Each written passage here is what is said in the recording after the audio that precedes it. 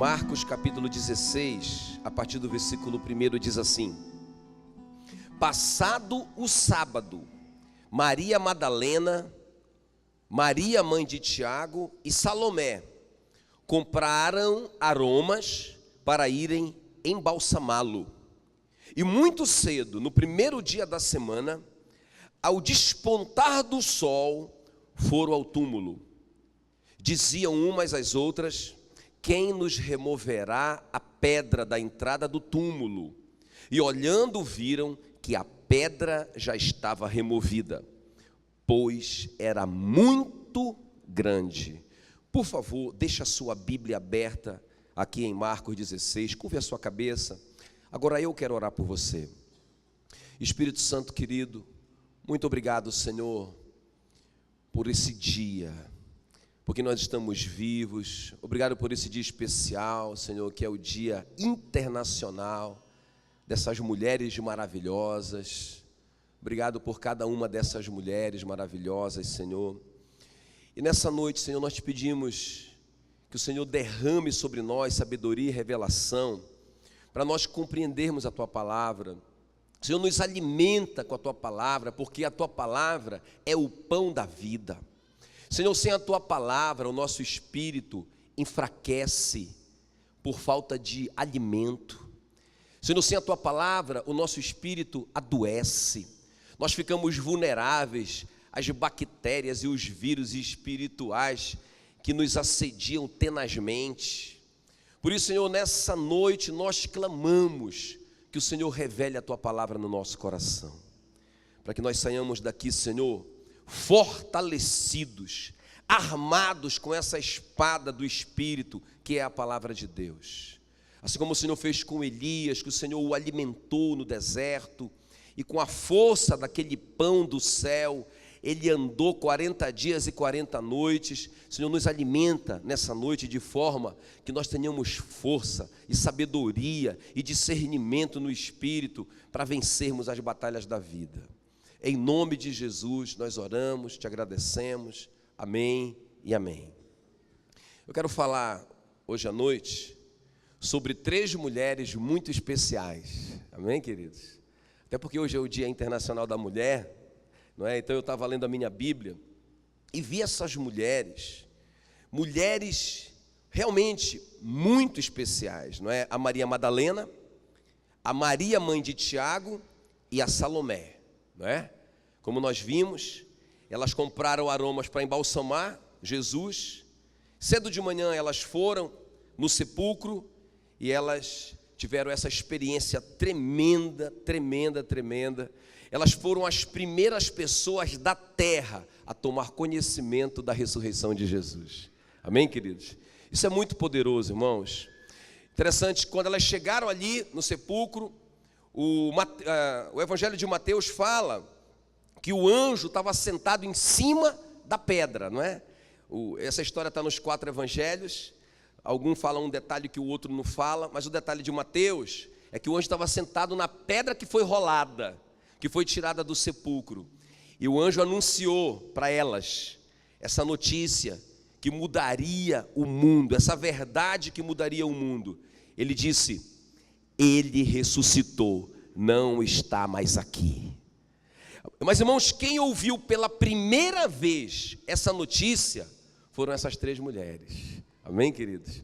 E isso é muito importante. Porque também elas não só ouviram essa primeira notícia, não é? Elas não só foram as primeiras pessoas a ouvirem a notícia, como também foram as primeiras pessoas a entrar em contato com esse poder da ressurreição. É sobre isso que eu quero falar com vocês hoje à noite. Porque, irmãos, tudo ali tinha sido contagiado pelo poder da ressurreição, não é? A pedra não foi removida à toa. Esse poder da ressurreição removeu a pedra do sepulcro. Amém, queridos?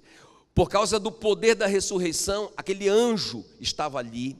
Tudo ali estava contagiado com esse poder. A Bíblia diz que o lençol que eles envolveram Jesus quando ele saiu ali da cruz estava lá, irmãos, ele estava encharcado de poder da ressurreição. O lenço que cobriu também, que limpou a cabeça de Jesus por causa das perfurações, da coroa de espinho, estava lá. Irmão, tudo brilhava naquela sepultura, quem está me entendendo?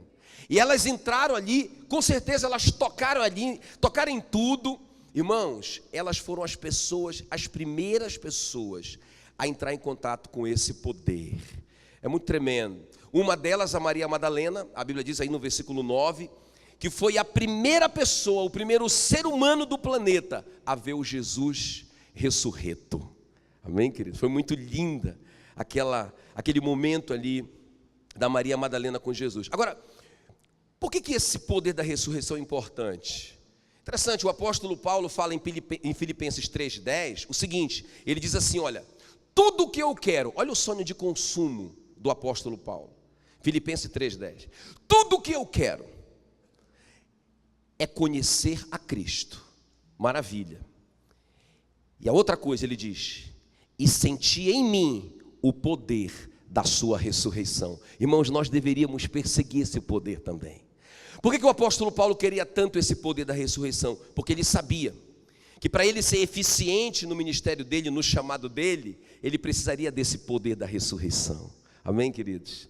E tanto é que eu creio que ele perseguiu tanto que ele alcançou, né? Ele ressuscitou um homem, o Eutico, lembra? Então, é muito importante esse poder da ressurreição, gente.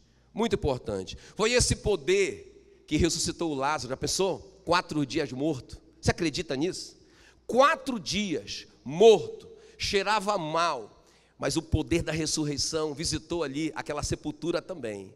E o Lázaro saiu de lá, zerado, curado, não é? Fortalecido, jovem. Foi um milagre, irmãos, tremendo. Foi o poder da ressurreição. Então, queridos, eu quero trazer essa palavra hoje, porque essas mulheres muito especiais, elas entraram em contato com esse poder. E deixa eu te dizer uma coisa aqui. Sabe, às vezes tem coisa na nossa vida que está precisando desse poder, não é? Na família, pode estar precisando de uma ressurreição. Pode estar precisando de uma ressurreição no casamento. Pode estar precisando de uma ressurreição na vida espiritual mesmo. Pode estar precisando da ressurreição em alguma área da sua vida, da minha vida, da nossa vida. E eu creio, irmãos, que esse poder está disponível para a igreja hoje. Amém, queridos? Ele está aqui, é só a gente tomar posse dele. O poder da ressurreição que essas mulheres entraram em contato. Agora preste bem atenção. Até eu vou aproveitar o que o Marcos falou sobre o princípio da primeira menção. Porque a primeira menção de Jesus ressuscitado é aqui. É quando Jesus ressuscita. E escuta, essas mulheres vão praticar 3 princípios, gente. Não vai ser à toa. O nosso Deus é um Deus de princípios. Elas praticaram 3 princípios poderosos demais, por isso que elas são muito especiais. Não é? Não foi de graça, não é que elas entraram em contato com esse poder da ressurreição. E é importante o princípio da primeira menção, porque é o seguinte, como funcionou para elas e foi a primeira vez que Jesus ressuscitou, então, como disse o Marcos, vai funcionar todas as vezes que nós quisermos tocar no poder da ressurreição. Aleluia. Amém, queridos? Então vamos ver comigo aqui, esses 3 princípios que essas mulheres muito especiais praticaram, para elas terem esse privilégio. Elas foram as primeiras a saber, mas também foram as primeiras a tocar, mas também foram as primeiras a ver o Senhor. Amém, queridos? O Senhor ressuscitado, ressurreto, não é? Vamos ver então comigo. A primeira coisa, o primeiro princípio que elas praticaram, elas pagaram o preço. Diga bem forte comigo, pagaram o preço. Olha o que diz o versículo 1. Passado o sábado, Maria Madalena, Maria mãe de Tiago e Salomé compraram aromas para irem embalsamá-lo. Irmão, não tem nada na Bíblia, não tem uma palavra na Bíblia que é desnecessária. Isso aqui está para o nosso ensino. Elas pagaram preço, gente. Vocês vão entender mais na frente como que esse preço foi caro, não é? Mas o que mostra aqui, o que está querendo dizer aqui, irmãos, é que não existe. A gente não vai tocar no poder da ressurreição sem que a gente pague um preço. Por que o Paulo queria tanto poder? Porque ele queria ser eficiente, eficaz no chamado dele. E o texto diz isso, que tudo que eu quero. Olha quando ele escreveu isso, ele já era um homem bem madurão, em Filipenses. Ele perseguia ainda isso. Tudo que eu quero é conhecer a Cristo e sentir em mim o poder da sua ressurreição. Ou seja, não é uma coisa automática. Eu recebi Jesus, aceitei Jesus como meu Senhor e Salvador. Se fosse automático, o apóstolo Paulo não passaria uma vida perseguindo isso. Então, tem um preço a ser pago. Amém, queridos? Agora, o que é pagar o preço? Diga comigo assim, pagar o preço é perder para Deus. Não é? É perder para Deus. Será que nós estamos dispostos a pagar o preço? Será que nós estamos dispostos a perder para Deus? Nós queremos o poder da ressurreição operando na nossa vida, na nossa família, no nosso ministério, na nossa célula, não é? A gente quer que algo que estava morto ressuscite com um toque nosso, aleluia, e vai acontecer em nome de Jesus. Não é? Aconteceu na Bíblia, gente. Deus não faz acepção de pessoas. Ele quer nos dar o poder da ressurreição. Agora veja bem, o que é isso? O que é pagar o preço? É perder para Deus, não é? O apóstolo Paulo perdeu muita coisa para Deus. Ele diz, ele era um homem muito rico, ele era um homem cheio de diplomas, não é? Ele era um poliglota, e ele diz que tudo que ele tinha era como lixo, não é? Comparado com a riqueza de ter Cristo. Tremendo isso. Ou seja, ele entregou tudo para receber a Cristo. Sabe, tem um preço a ser pago, gente. Eu li essa frase essa semana do Martin Luther King, o grande Martin Luther King. Ele disse assim mesmo: tudo que eu segurei em minhas mãos, eu perdi. Mas tudo que eu coloquei nas mãos do meu Senhor, eu possuo até hoje. Amém, queridos? Que frase tremenda, não é? Então, irmãos, o que é pagar o preço? É perder para Deus. Eu li um dia desse uma história de uma tribo de africanos, que eles tinham uma técnica de caça muito interessante que nos ensina muito. Eles colocavam dentro de uma lata um peso, a lata ficava bem pesadona, e eles colocavam um coquinho, que determinada espécie de macaco gostava demais. E o macaquinho então sentia o cheiro do coco quebrado, eles colocavam alguns cocos quebrados lá dentro, e o macaquinho enfiava a mão e segurava o coco. Irmãos, da feita que ele segurava, eles filmaram, né? Ele não largava mais. E os caçadores iam se aproximando, ele começava a gritar desesperado, mas ele não largava. Não adiantava nada ele pegar aquele coquinho, porque ele ia morrer, não é? Ele ia morrer, então era melhor ele largar para salvar a vida dele. Mas ele não conseguia largar, segurando, é meu. E os caras se aproximando dele para pegá-lo, e ele tentando puxar, mas a mão fechada não passava de volta. Mas ele não larga. E os caçadores vão com muita facilidade e pegam o pobre do macaquinho. Coitadinho. Sabe, irmão, mas assim que Satanás tem feito, não é? Porque às vezes nós nos agarramos tanto nas coisas, nós não aceitamos a perder para Deus. Isso é pagar o preço. A gente não aceita pagar o preço, perder para Deus. E a gente se agarra nas coisas. E, gente, Jesus disse que tudo, se aquele que acha a sua vida, perdê-la-á, vai vazar pelas mãos. Segura, achei minha vida, vai perder. Mas aquele que perde a vida por amor de mim e do evangelho, achou a vida. Irmãos, enquanto nós não aprendermos a perder para Deus, que significa pagar o preço, nós nunca vamos entrar em contato, nós nunca vamos desfrutar desse poder, que é o poder da ressurreição, que Deus quer muito que a gente tenha, porque sem Ele, a gente é inofensivo no mundo espiritual. Quem está me entendendo? Aquelas mulheres compraram o bálsamo, aquilo era caríssimo, não é? E elas sabiam, gente, elas sabiam que ele ressuscitaria no terceiro dia. Essas mulheres não eram seguidoras ocasionais de Jesus, elas não faziam parte daquela multidão que só buscava Jesus para procurar milagre, não é?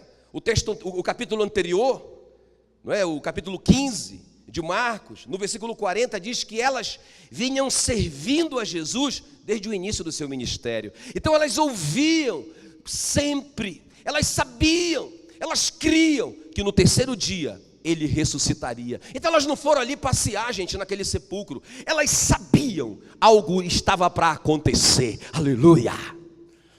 Então elas compraram o bálsamo, elas pagaram o preço e elas entraram em contato com esse poder tremendo da ressurreição. Agora deixa eu te falar uma coisa aqui, gente.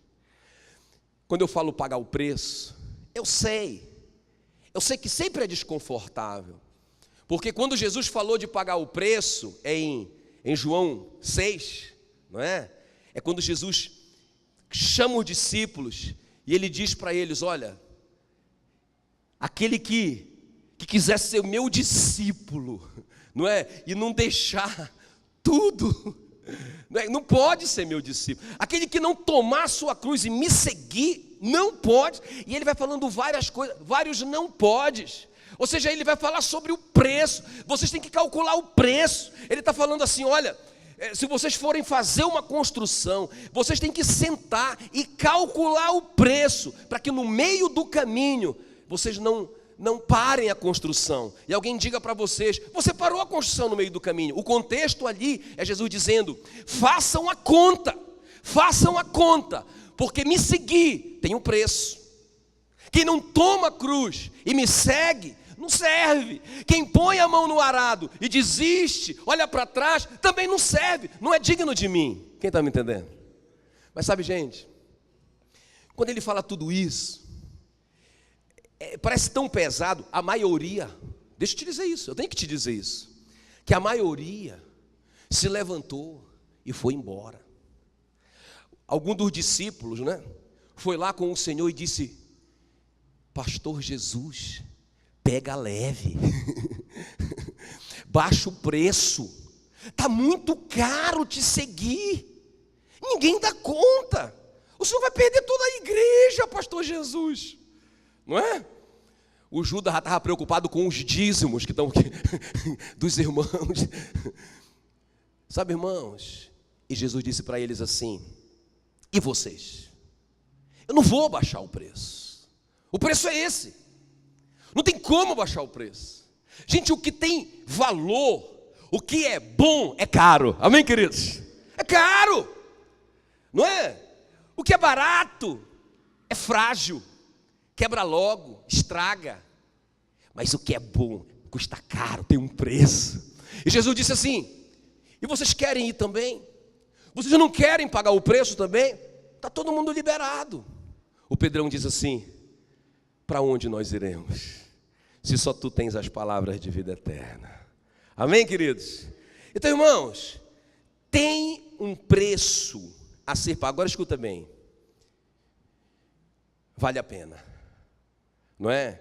O Pedro fez essa pergunta para Jesus. Talvez essa pergunta que está no seu coração: peraí, como assim entregar tudo para Deus, não é? E o Pedro fez essa pergunta, ele entrou em crise, ele falou assim: Senhor, deixa eu falar baixinho aqui com o Senhor, eu deixei casa, terras, até ele fala família, não é? Eu quero perguntar para o Pedro o que significa realmente isso, o que é que ele deixou quando eu chegar no céu, daqui a uns 100 anos. Mas ele perguntou para Jesus: e o que é que eu ganho com isso? Não é?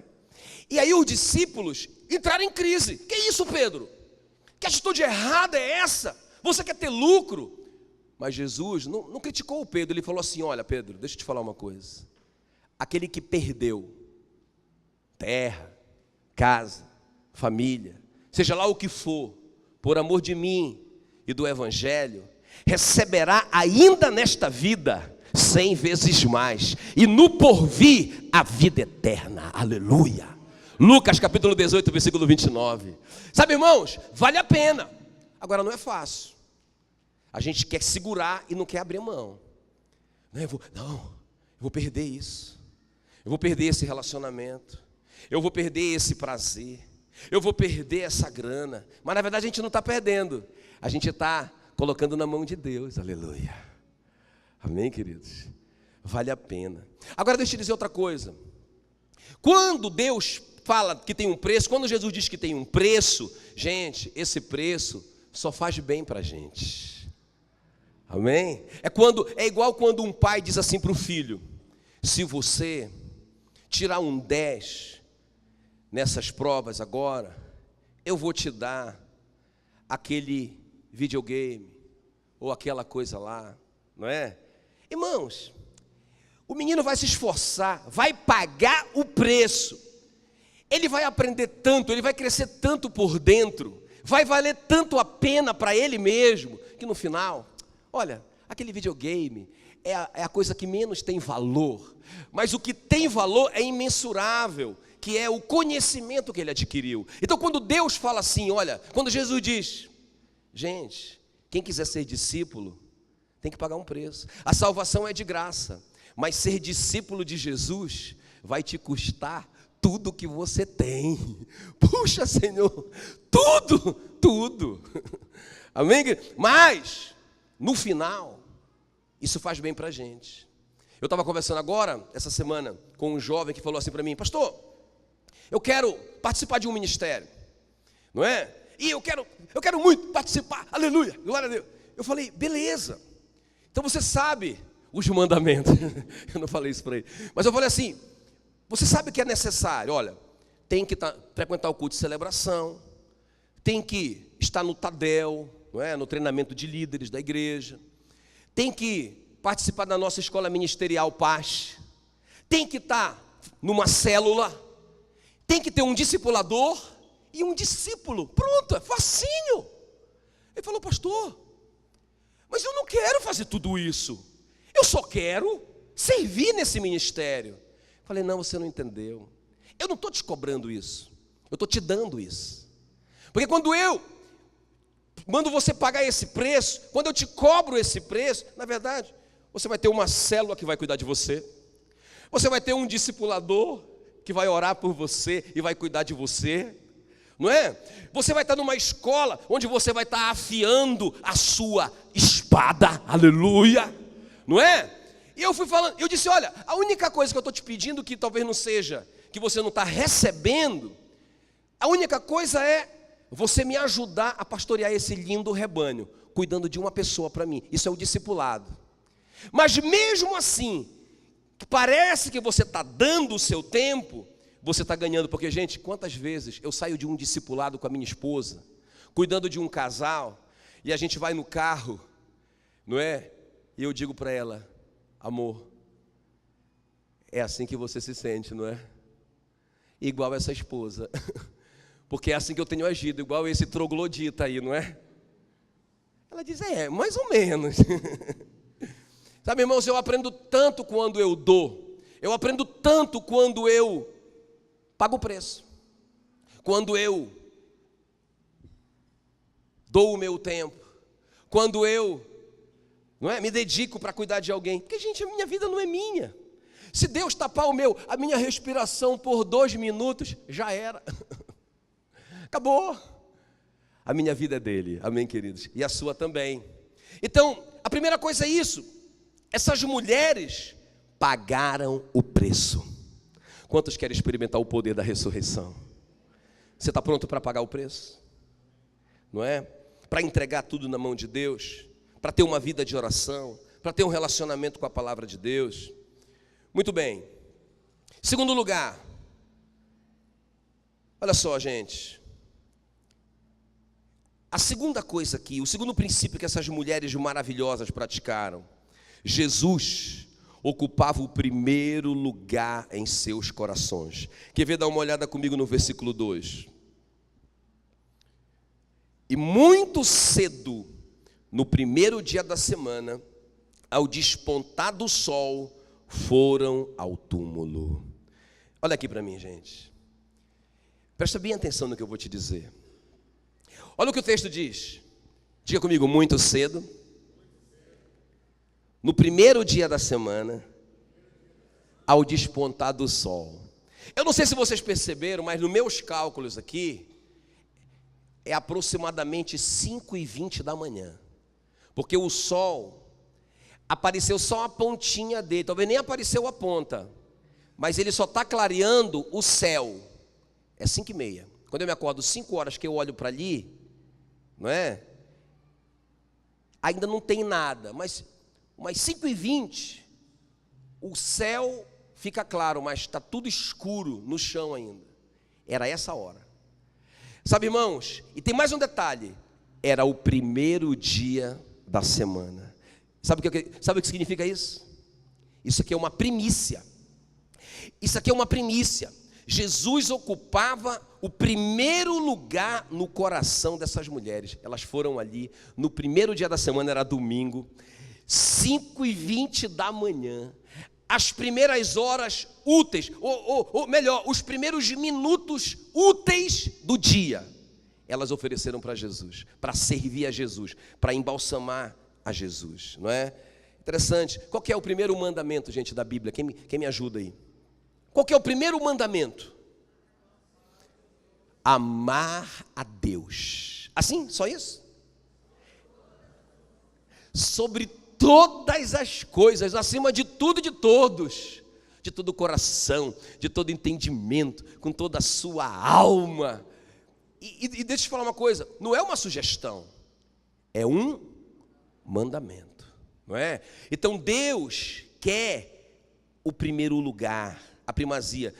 No Novo Testamento, Jesus confirma isso quando ele diz em Mateus 6,33: buscai em primeiro lugar o reino de Deus e a sua justiça, e as demais coisas, ele garantiu, vos serão acrescentadas. Irmãos, se nós buscarmos em Jesus em primeiro lugar, o resto vem a reboque. Amém, queridos? O resto vem a reboque. Tremendo isso, não é? E o que é que Satanás tenta roubar? Deus quer o primeiro lugar.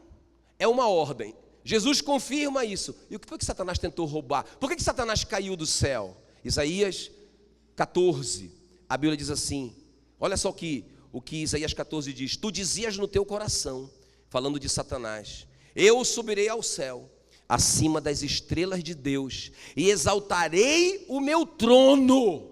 O que é que Satanás queria? O lugar de Deus. Ele vai conseguir o lugar de Deus? Nunca. Irmão, nenhum de nós aqui, nenhum de nós vai aceitar que Satanás reine na nossa vida, governe a nossa vida, não é? Nenhum de nós. Agora, ele não consegue isso, mas sabe o que é que ele tem feito? Sabe qual que é o jogo dele? Ele pode não conseguir reinar na nossa vida, ser o primeiro na nossa vida, mas sabe o que é que ele tenta fazer? Que Deus não seja o primeiro, que o primeiro na nossa vida seja uma preocupação, um sonho, uma pessoa, um alvo, que a gente acorda pensando nisso, que a gente passa o dia todo pensando nisso, e dorme pensando nisso, e gasta toda a nossa energia nisso. Então Jesus não é o primeiro lugar no nosso coração. Então a gente não vai desfrutar do poder da ressurreição. É como o Marcos falou do Abel, não é? O Abel deu o primeiro, a primícia. Aquilo era uma mensagem de Abel para Deus. O primeiro animal, o primeiro bezerro é do Senhor, não é? Ele não pensou nele, ele perdeu para Deus. Ele pagou o preço. Deus era o primeiro lugar. Então, a segunda coisa é essa aqui, gente. Então, qual que é a primeira? Elas pagaram o preço. Qual que é a segunda? Jesus ocupava o primeiro lugar no coração delas. E a terceira coisa para a gente terminar? Fica ligadão aqui. Elas creram na ressurreição. Olha o que diz o versículo 3. Diziam umas às outras: quem nos removerá a pedra da entrada do túmulo? Gente, presta bem atenção aqui, ó. O texto diz que a pedra era muito grande, não é? E ela estava chumbada na rocha, não é? Essas sepulturas nas rochas, era usada pelos ricos. Jesus foi enterrado numa sepultura de um homem muito rico chamado José de Arimateia. Não é? Os pobres eram enterrados nos cemitérios. Então, aquelas sepulturas na rocha, as pedras eram enormes e eram chumbadas na rocha. Elas sabiam disso, não é? Olha a pergunta delas: quem nos removerá a pedra? E tinha mais uma coisa: além daquela pedra enorme estar chumbada na rocha, a Bíblia diz que ela estava sendo vigiada pelos soldados romanos. Gente, era impossível. Qualquer ação humana para remover aquela pedra era crime contra Roma, contra o Império Romano.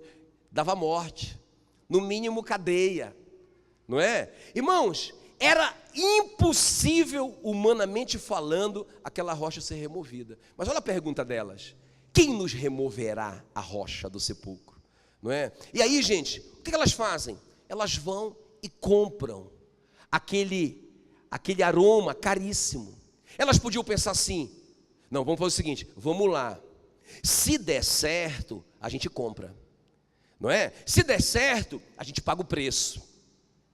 Não, irmãos, elas acreditavam, elas criam que algo sobrenatural poderia acontecer. Por isso que elas compraram, e por isso que elas se desgastaram para fazer aquela viagem até o sepulcro. Elas colocaram o pé na água e marcharam em direção àquilo que parecia impossível. Irmãos, e Deus honrou a fé daquelas mulheres. Porque quando elas chegaram lá, a Bíblia diz que a pedra havia sido removida. Amém, queridos? Houve um grande terremoto, Mateus diz, porque um anjo do Senhor desceu do céu, chegou-se, removeu a pedra e assentou-se sobre ela. Os guardas tremeram apavorados e ficaram como se estivessem mortos. Pensa no caos. Quando elas chegaram lá, o que elas viram?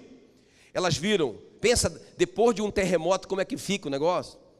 Uma bagunça, pedra para todo lado, mas aquela grande pedra removida, não é? Os guardas parece que estavam mortos ali, tudo amarelado já. Elas pensaram que estava tudo morto, um caos, e um anjo vitorioso. Ele não estava em pé, ele estava sentado, significando descanso. Irmãos, o sepulcro foi aberto para sempre. O último inimigo a ser vencido, a morte, estava de joelhos diante de Jesus. Jogou a toalha no chão. Amém, queridos? Porque antigamente, antes da ressurreição, a gente podia dizer assim: só não tem jeito para a morte. Agora, irmãos, até a morte foi vencida pelo Senhor. Amém? Meu casamento morreu, mas Jesus ressuscitou. Ele pode ser restaurado. Eu estou quebrado financeiramente, estou falido, eu morri financeiramente, mas Jesus ressuscitou. Então a pedra do sepulcro foi tirada, não é? O que antes era uma prisão eterna, a sepultura. A pessoa entrava na sepultura e ficava lá para sempre. Agora é só uma passagem, aleluia. Agora é só um corredor, glória a Deus, para a vida eterna. Amém.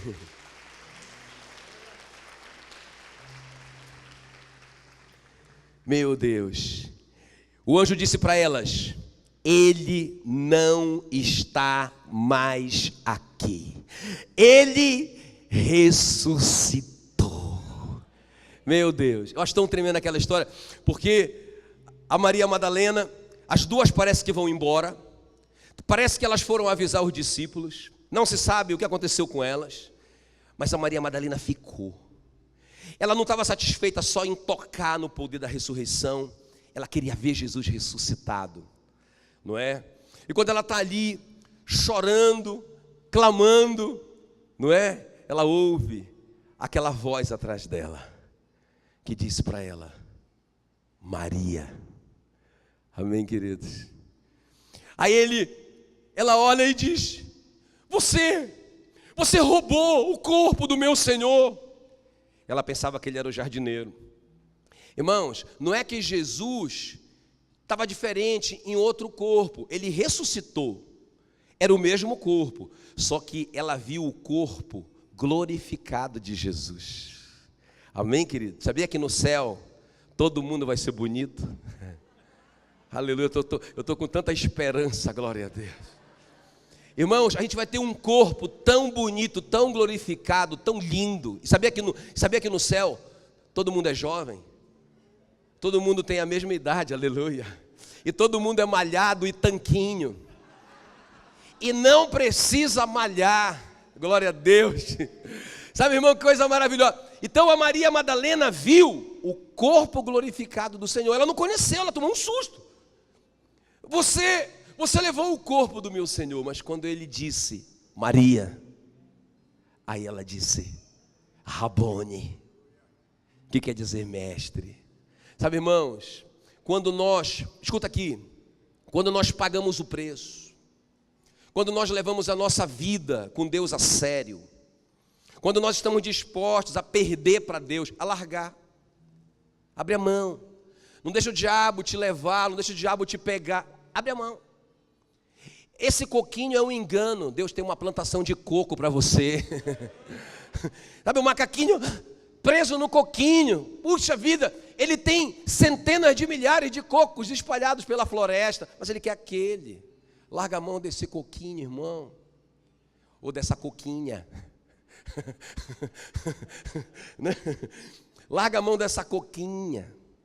Paga o preço, perde para Deus. O que você segurar, você vai perder. O que você entregar para Ele, vai permanecer na sua vida. Amém, queridos? Elas pagaram o preço. Glória a Deus. Jesus era o número 1 na vida delas. Jesus é o número 1 na nossa vida, não é? Ah, pastor, eu acho tão importante orar. É mesmo. Quanto tempo você gasta com oração? Sabe, gente, a nossa agenda fala mais do que as nossas palavras, não é? Ah, eu acho muito importante esse negócio de TSD, pastor. Só tem que falar mesmo sobre isso. Só tem que falar mais, porque isso aqui é a essência do negócio. Beleza, mostra a tua agenda. Quanto tempo mesmo você gasta com tempo a sós com Deus? Sabe, irmão, nós temos que rever a nossa agenda. Nós temos que rever as nossas prioridades. Jesus é o número 1. Amém, queridos? E a gente tem que crer, gente, no poder da ressurreição. Jesus ressuscitou. O apóstolo Paulo disse, se ele não ressuscitou, deixa eu terminar com isso aqui, presta atenção. Se Jesus Cristo não ressuscitou, o apóstolo disse, é vã a nossa pregação e a nossa fé. O que eu estou falando aqui é perder tempo. Agora, eu sei que ele ressuscitou e eu tenho uma prova. Só uma. Eu posso te dar uma prova?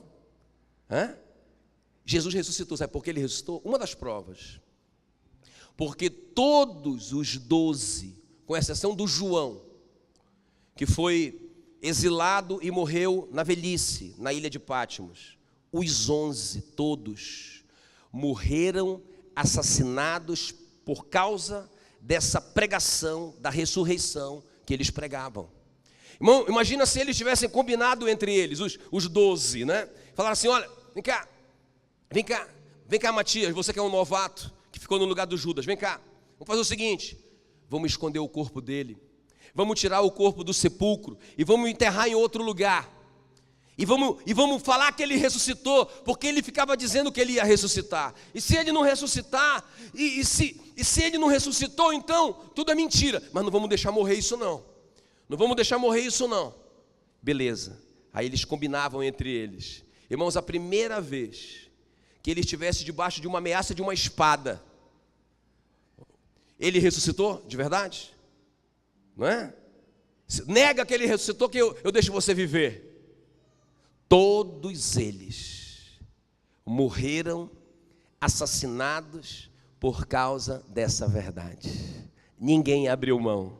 Irmão, só um louco morreria por uma mentira. Quem está me entendendo? Jesus Cristo ressuscitou. E como ele ressuscitou, não há mais impossíveis. Tudo é possível àquele que crê.